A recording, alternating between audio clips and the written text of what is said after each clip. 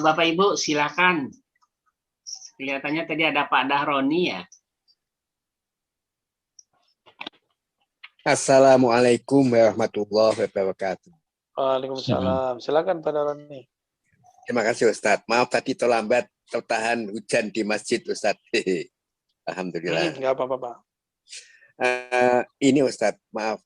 Kita menyebut nama Allah itu kok kan itu bisa kapan saja dan di mana saja dan sedang apa saja Ustadz ya. Iya. Tapi rasanya sedang makan itu kok rasanya kurang sopan Ustadz. Misalnya sedang makan sahur, waktu kan ini baik juga untuk nyebut-nyebut nama Allah saya. Atau sedang melakukan apa yang rasanya kan perlu serius, perlu sungguh-sungguh, perlu fokus betul gitu. Kalau disambi Ustadz, disambi dengan yang lain rasanya kurang enak. Itu bagaimana Ustadz? Iya, pertanyaan bagus nih Pak Dahroni. Ini yang nanya ruhnya ini. Astagfirullahaladzim. Iya. Kalau kita menyebut nama Allah, manggil nama Allah, kok kalau lagi makan kok kayak kurang pantas gitu perasaan kita ya, atau lagi buang air gitu ya. Nah, ini cara membedakan. Maka ada teknik berzikir ini berdasarkan kemana zikir ini kemudian berefek bersumber. Jika zikirnya zikir zahir, zikir fisik, maka tidak sopan ketika lagi buang air. Ya. Ketika mau buang air, kita zikir sebelum masuk ke tempat buang air besar, buang air kecil. Kita menyebut nama Allah sebelum masuk tempat itu. Lalu ketika keluar, itu zikir yang zahir. Tapi kalau zikir yang batin ini dapat dibagi dua, zikir kolbu dan zikir ruh. Zikirnya kolbu menyebut nama dalam kolbu, lisan tidak bergerak. Dan ini bisa di kapan saja dan di mana saja. Mau lagi di tempat buang air, lagi makan. Jadi ada yang lucu dulu waktu saya masih remaja, sekarang ternyata udah tua juga ya, anak udah 2 ya, tapi merasanya kok masih muda.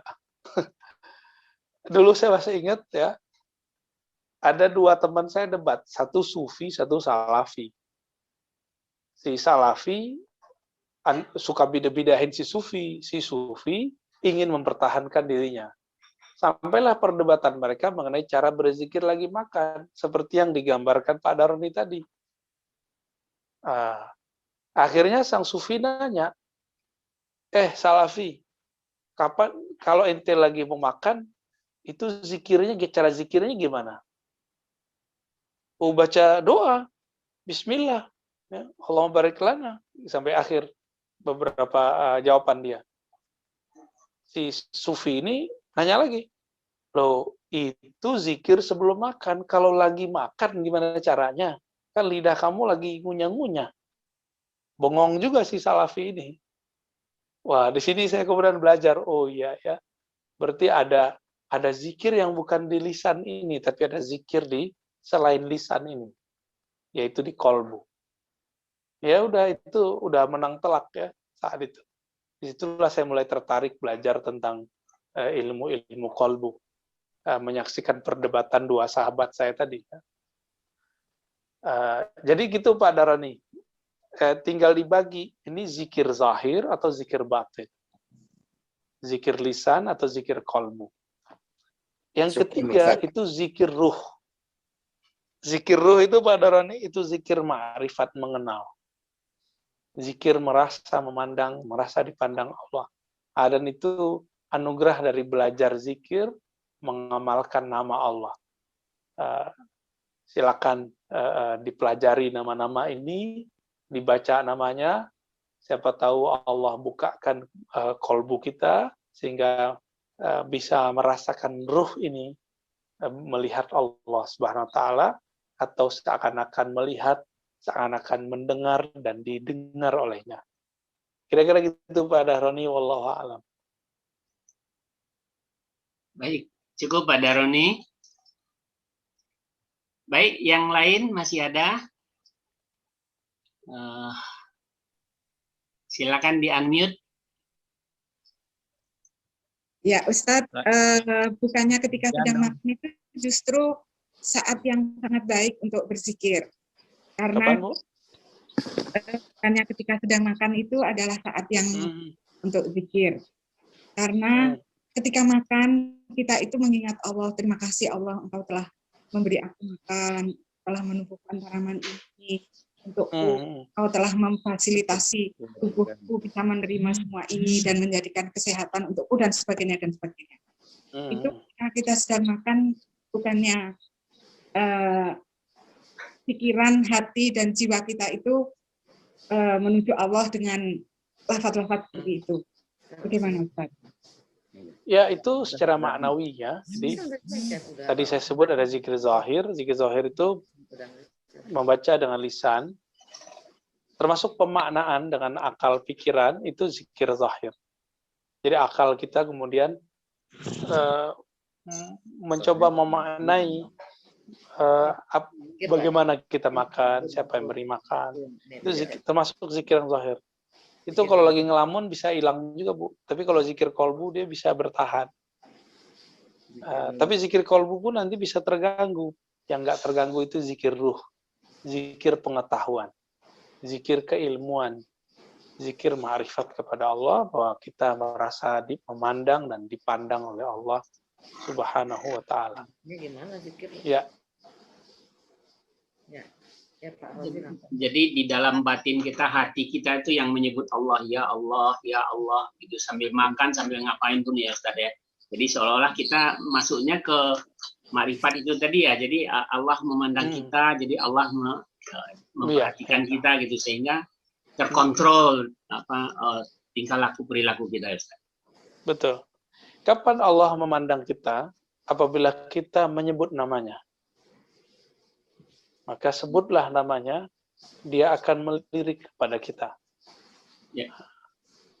Kalau rasa itu sudah sering, maka muncullah nanti perasaan dipandang, namanya muraqabah. Ya. Kalau rasa ini Allah tingkatkan lagi, karena orang ini belajar terus, bermarifat terus, maka muncullah nanti perasaan, bukan hanya perasaan, hakikat seakan-akan memandangnya. Tapi ini diberikan hanya kepada para nabi dan para wali-wali Allah. Ya, semoga kita jadi mereka atau jadi muridnya mereka, muridnya para wali, atau kita diangkat. Ya, amin. Amin. Amin. Pak Zen kelihatannya, silakan Pak Zen. Makasih Pak Mazhar. Assalamualaikum Ustaz. Waalaikumsalam, silakan Pak Zen. Sebentar kok HP-nya ngilang. Hilang gambarnya saya. Ya udah, bagus Pak. Oke, sudah. Begini Ustaz, kalau di dalam sholat, kita kan tidak selalu bisa nyambung terus begitu ya. Artinya kadang-kadang nyambung, hilang. Nyambung lagi, hilang. Nah, kadang-kadang karena sedang nyambung, kita ingin mempercepat sholat kita. Sebaiknya gimana Ustaz? Iya, iya. Maka saya sarankan sebelum sholat itu bertawuz kepada Allah. Ya. Rabbi a'udzubika min hamazati syayatin, atau baca a'udzubillahi minasyaitonir rajim. Karena Ya, dalam sholat itu ada setan yang membuat kita lalai dan tugasnya cuma satu. Uzkur kaza, uzkur kaza. Ingat ini, ingat itu, ingat ini, ingat itu. Makanya kita banyak yang kita ingat lagi sholat. Ya. Ya, kenapa? Karena emang itu tugasnya dia, tugasnya setan. Ya. Terus apa yang harus kita lakukan setelah sholat? Makanya setelah sholat, jika ulama kita menganjurkan baca istighfar, kalau bagi saya secara rohani itu wajib. Baca astagfirullah. Ya Allah ampuni aku karena sholatku tidak khusyuk. Ya Allah ampuni aku karena dalam sholat aku lupa lalai mengingatmu. Jadi bagi saya itu wajib, Pak. Wajib secara rohani. Ya. Dan ciri-ciri sholat kita nggak diterima Allah, habis sholat langsung berdiri. Itu udah nggak diterima itu biasanya. Kenapa? Karena kita belum sempat memintakan maaf terhadap sholat kita tadi. Kalau kita nggak khusyuk, lalu kita katakan, ya Allah, kan Engkau juga yang memberikan rasa itu kepadaku.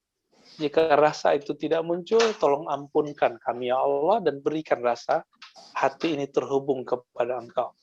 Nah, itulah makna astagfirullah barangkali menurut saya ya.